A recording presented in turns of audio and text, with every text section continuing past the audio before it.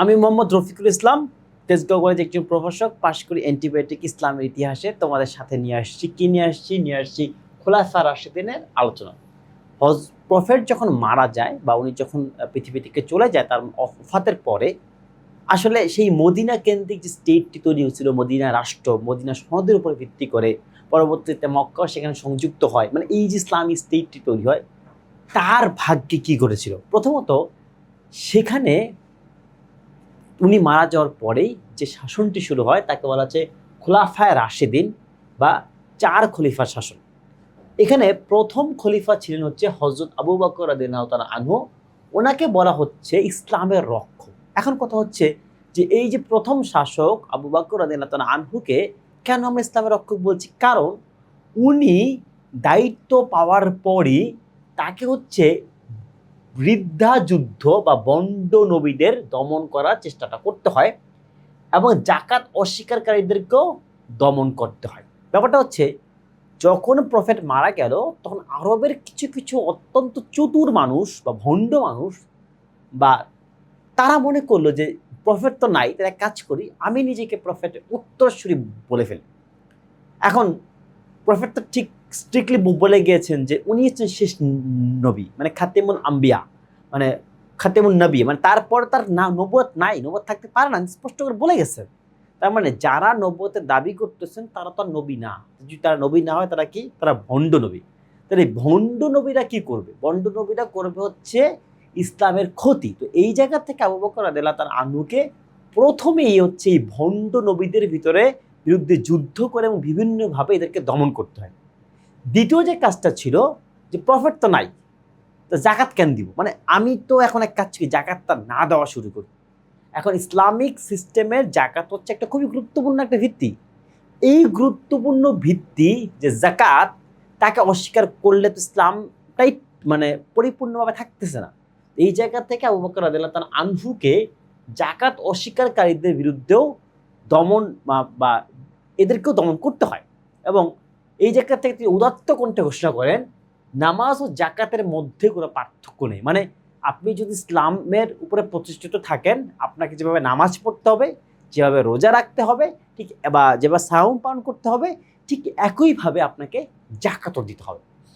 এবং এই সময় একটা খুব একটা ঘটনা ঘটে এবং যুদ্ধ হয়, নাম হচ্ছে ইয়ামামা যুদ্ধ। ইয়ামামা যুদ্ধে দেখা যায় যে অনেক হাফেজ, মানে হাফেজ কারা?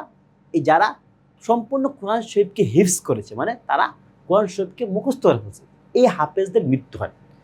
তখন পর্যন্ত কোরআন শরীফ হচ্ছে সংকলিত অবস্থায় ছিল না, মানে নির্দিষ্ট লেখা একটা ডকুমেন্ট আকারে ছিল না। সেটা ছিল হচ্ছে মানুষের মুখে বা মানুষের মুখস্থ বা স্মৃতিশক্তিতে ছিল। এখন হাফেজটা যদি মারা যায়, তার একটা সম্ভাবনা তৈরি হয় যে এই কোরআন শরীফ পৃথিবী থেকে আর অস্তিত্ব নাও থাকতে পারে। তো এই জায়গাতে আবু বকর রাদিয়াল্লাহু তাআলা আনহু ভয় পেয়ে যান।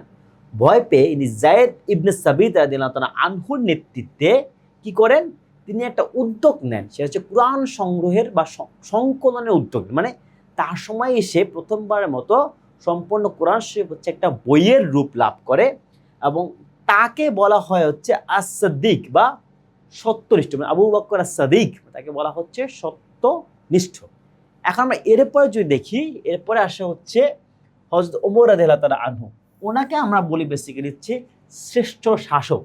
ওমর রাদিয়াল্লাহু তাআলা আনহুর সময় ইসলামী রাষ্ট্র ইরাক, সিরিয়া, মিশর থেকে পারস্য পর্যন্ত বিস্তৃত হয়। মানে এই যে আমরা বলি, আমরা প্রায় ছোটবেলায় পড়েছি, কি বলি?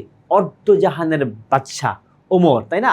মানে ব্যাপারটা হচ্ছে যে ওনার সময় এই মক্কা মদিনার গণ্ডি পেরিয়ে এই ইসলামী রাষ্ট্রটি হচ্ছে একদম পারস্য, মানে বর্তমান ইরান পর্যন্ত এসে বিস্তৃত হয়। তিনি প্রথমবারের মতো এসে এত বড় রাষ্ট্র পরিচালনা করার জন্য আদমশুমারি করেন এবং হিজরি সন প্রবর্তন করেন, যাতে করে প্রফেটের হিজরতকে মনে রাখা যায় আর ভালোভাবে। এবং সেকেন্ড আরেকটা কাজ করে, সেটা হচ্ছে বাইতুল মাল বা রাষ্ট্রীয় কোষাগার তৈরি করেন। এখন ব্যাপারটা হচ্ছে ওমর ফারুক রাদিয়াল্লাহু তাআলা আনহুর সময় কিন্তু কি হলো, এই যে মানে স্টেটের আকারটা অনেক বড় হয়ে যায়। তো এই বড় হওয়ার জায়গা থেকে তিনি যেটি করেন, প্রাদেশিক শাসন, মানে প্রত্যেকটা অঞ্চলকে প্রদেশ হিসেবে ডিক্লেয়ার করে তার একজন শাসক এবং তার একজন স্বতন্ত্র বা আলাদা বিচারক, মানে শাসক এবং বিচারক কিন্তু আলাদা। হ্যাঁ, স্বতন্ত্র একজন বিচারকের ব্যবস্থা করেন। এবং বেসিক্যালি ওমর রাদিয়াল্লাহু তাআলা আনহুর এই মানে যেমন একদিকে হচ্ছে উনি রাষ্ট্রকে অনেক বেশি বিস্তৃত করেন, একই সাথে রাষ্ট্রকে সুসংহত করার জন্য উনি হচ্ছে কিছু প্রশাসনিক কাজও করেন, যেমন আদমশুমারি, কাজী নিয়োগ, বা ধরেন যে প্রত্যেকটা প্রদেশেরকে আলাদা করে তার জন্য গভর্নর বা শাসনকর্তা নিয়োগ করা। এরপরে আসে হচ্ছে বেসিক্যালি এই দুই জায়গাটা নিয়ে যখন আমরা আলাপ করি, তারপর আমরা সংক্ষেপে একটু আলাপ করি ইসলামী রাষ্ট্র এবং কর ব্যবস্থা, মানে ইসলামী রাষ্ট্র এবং কর ব্যবস্থার বাস্তবতা কী ছিল। শাসন ব্যবস্থা ছিল বেসিক্যালি হচ্ছে পরামর্শ ভিত্তিক, মানে এইখানে খলিফারা কিন্তু মানে অন্য শাসকদের মতো ছিলেন না, তারা বেসিক্যালি ছিলেন জনগণের কাছে দায়বদ্ধ। এবং ওনারা হচ্ছেন এই সময় মুসলমানদের জন্য কৃষির উপরে একটা কর ছিল, করকে বলা হতো হচ্ছে কি কর, উসর। এবং যে ভূমি দখল করা হয়েছে সেই ভূমির জন্য তারা একটা কর নিত, সেই করটাকে বলে খারাজ। এবং খারাজের পরে আরেকটা বিষয় ছিল, সেটা হচ্ছে জিজিয়া। মানে তাদের মানে বাস্তবতাটা এমন ছিল যে যেহেতু মুসলিম রাষ্ট্রে মুসলমানরা বাস করবে, তারা হচ্ছে জাকাত দেবে, তারা উসর দিবে, কিন্তু যারা অমুসলিম আছে তাদের প্রতি জাকাত জায়েজ না। কিন্তু অমুসলিমরা যখন মুসলিম রাষ্ট্রে থাকবে, তাদের সকল নিরাপত্তা এবং রাষ্ট্রীয় সুযোগ সুবিধা দেওয়ার দায়িত্ব কার? দেওয়ার দায়িত্ব কিন্তু হচ্ছে সেই মুসলিম শাসকের বা সেই মুসলিম প্রশাসনিক ব্যবস্থা বা ইসলামী প্রশাসনিক ব্যবস্থা। তাইলে এইটাকে ফ্রি হইতে পারে না। এই জায়গার থেকে তখন তারা এক ধরনের কর আরোপ করে, যে করের বিনিময়ে হচ্ছে নিরাপত্তা বা প্রশাসনিক সুবিধাগুলো দেওয়া হবে, বা প্রশাসনিক সুবিধাগুলো দেওয়া হবে, এবং এর বিনিময়ে তারা একটা সামগ্রিক কর নিতেন। সেই করটাকে বলা হচ্ছে জিজিয়া কর। এটাকে বেসিক্যালি বলা হয় অমুসলিমদের নিরাপত্তার জন্য কর। এবং এই জিজিয়া করটা দিলে যেটা হইতো, তাদেরকে সেনাবাহিনীতে কাজ করা লাগতো না, তারা সামরিক দায়িত্ব থেকে হচ্ছে তারা রিলিফ পাইতো, মানে সেই দায়িত্বটা তাদেরকে নেওয়া লাগতো না। এখন আমি যদি একটু আসি যে এই জায়গা থেকে কোন প্রশ্নগুলো আমাদের পরীক্ষায় আসতে পারে, তো আমরা একটু দেখি যে আমাদের এমসিকিউগুলো কি হতে পারে, আমাদের অ্যান্টিবায়োটিকগুলো কি। প্রথম হচ্ছে ইসলামের রক্ষক কাকে বলা হয়, এটা একটা এমসিকিউ। শ্রেষ্ঠ প্রশাসক কাকে বলা হয়, এটা একটা এমসিকিউ। সেকেন্ড এমসিকিউ হচ্ছে যে বৃদ্ধা যুদ্ধ, ভণ্ড নবীদের বিরুদ্ধে যুদ্ধ, জাকাত অস্বীকারীদের দমন। এই যে এখানে হচ্ছে আমার তিনটা এমসিকিউ, একটা, এই একটা, এই একটা। এখানে আমি আরো তিনটা এমসিকিউ পেলাম যে এই কাজগুলো কে করেন, আমরা জানি আবু বকর রাদিয়াল্লাহু তাআলা আনহু করেন।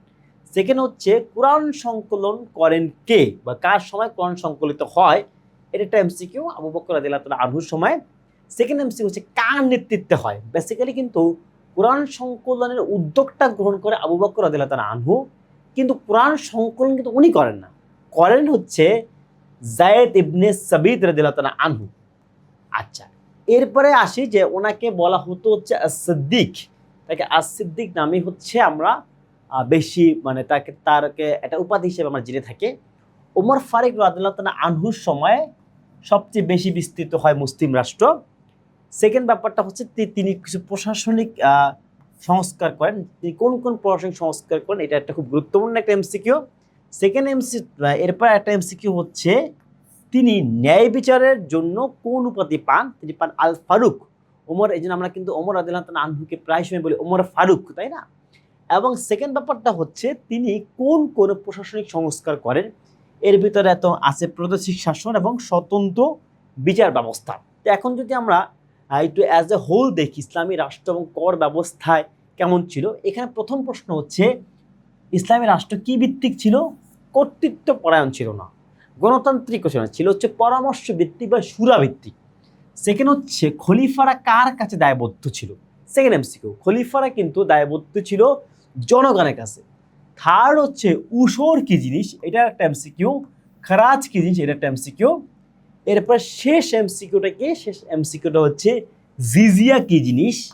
কিন্তু শেষের পরেও আরেকটা শেষ আছে, জিজিয়া কর দিলে বা দেওয়ার মাধ্যমে অমুসলিমরা কোন দায়িত্ব থেকে অব্যাহতি পেতেন?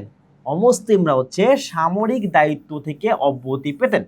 এইটা হচ্ছে আমার আরেকটা এমসিকিউ। তো এর মাধ্যমে আমরা কি করলাম, আমরা হচ্ছে খোলাফা রাশিদের সময়টা একটু আলোচনা করলাম, এবং একই সাথে আমরা দেখলাম এখান থেকে কোন কোন প্রশ্নগুলো আমাদের পরীক্ষার জন্য গুরুত্বপূর্ণ। এখন আমরা চলে যাই আমাদের সেই সুপার এমসিকিউতে। আমাদের সুপার এমসিকিউ হচ্ছে কোরআনের বিশুদ্ধতা রক্ষার জন্য কার খেলাফতকালে কার তত্ত্বাবধানে। ওই যে ইয়ামামা যুদ্ধে যখন অনেক হাফেজরা শহীদ হন তখন কি হয়? তখন যেটি হয় সেটি হচ্ছে কি হয়, হযরত আবু বকর রাদিয়াল্লাহু তাআলা আনহু ভয় পেয়ে যান। কেন ভয় পেয়ে যান? যেভাবে হাফেজরা মারা যেতে থাকলে কোরআনের তো কোনো লিখিত অস্তিত্ব নাও থাকতে পারে। সো এই জায়গা থেকে যায়েদ ইবনে সাবিত রাদিয়াল্লাহু তাআলা আনহুর নেতৃত্বে তিনি প্রথমবারের মতো কোরআন সংকলন করেন। তাহলে এইটা হচ্ছে আমার কারেক্ট অ্যান্সার, রাইট? সো এর মধ্য দিয়ে আমরা খোলাফায়ে রাশিদিনের আলোচনা করলাম, গুরুত্বপূর্ণ এমসিকিউগুলো দেখলাম, একটা সুপার এমসিকিউ দেখলাম। এখন যদি তোমরা আরও ভালোভাবে নিজেকে প্রস্তুত করতে চাও তাহলে তোমরা এখন কী করতে পারো? তোমরা এই পাশকুড়ির সাথে এই ভিডিওর সাথে যে অ্যান্টিবায়োটিক শিটটি আছে সেই অ্যান্টিবায়োটিক শিটটি একবার দেখে নাও, এবং আমরা বিশ্বাস করি এর মাধ্যমেই তুমি পেতে পারো তোমার কাঙ্ক্ষিত প্রতিষ্ঠানে কাঙ্ক্ষিত সাবজেক্টে পড়ার সুযোগটি। সবার জন্য শুভকামনা।